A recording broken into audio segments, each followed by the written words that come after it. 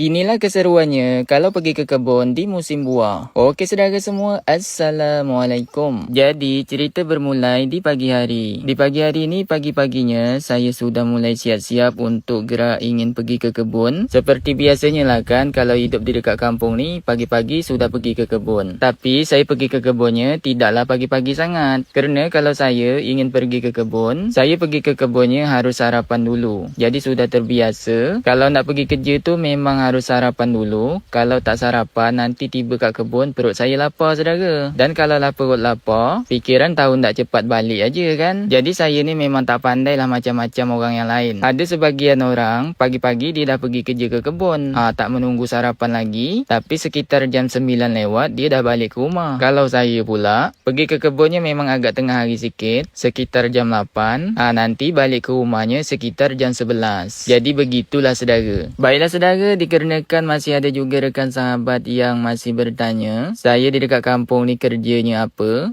Bagi kawan-kawan yang ingin tahu kerja saya apa, cubalah tengok ini saudara. Inilah kerja saya di dekat kampung ni. Saya di dekat kampung ni hanyalah seorang pekebun. Jadi sudah hari-harinya pergi kerja ke kebun. Sebenarnya dulu memang saya kerja mengajar di sekolah, jadi cikgu sandaran ataupun kalau di sini jadi guru honorer. Tapi sekarang sudah tidak mengajar lagi saudara. Sudah berhenti kan. Jangan pula kawan-kawan bertanya apa alasannya saya berhenti dan kenapa saya berhenti. Yang jelasnya saya punya alasan tersendiri kenapa saya memutuskan dan memilih harus berhenti. Jadi kembali di kisahnya, kerja saya ni macam ginilah saudara. Membersihkan kebun, merawat kebun kelapa, menyemprot rumput, kadang-kadang menebas. Tiba masa memanen kelapa, kerja kelapa kan. Yang namanya kerja kebun ni macam-macam lah. Apa-apa kerja di kebun ni buat. Jadi kalau di kampung ni memang tak dapat lah saudara nak pilih-pilih kerja. Apa yang ada asal halal dikerjakan saja. Jadi setelah saya menyemprot rumput tadi, lepas tu saya lanjut lagi untuk mengumpulkan pelepah-pelepah kelapa yang sudah kering, yang sudah jatuh dari pokoknya, dikumpulkan, dibuat perun. Nanti setelah dikumpulkan langsung dibakar kan. Kerana daun kelapa ni kalau dibiarkan menumpuk banyak-banyak nanti akan disarangi anai-anai. Kalaulah banyak anai-anai nanti di kebun, tak baik juga untuk pokok kelapa kan. Tapi di hari ni saya tidak menyalakan api perun sebab saya terlupa nak bawa mancis tadi. Jadi untuk daun kelapanya saya tinggalkan dulu. Lepas tu saya lanjut lagi untuk pergi ke pokok cempedak. Kerana sambil saya kerja tadi, saya tengok banyak buah cempedak. Jadi saya langsunglah untuk menuju ke pokoknya untuk menengok apakah ada tidak buah masak kan. Dan ketika saya mendekat di sini,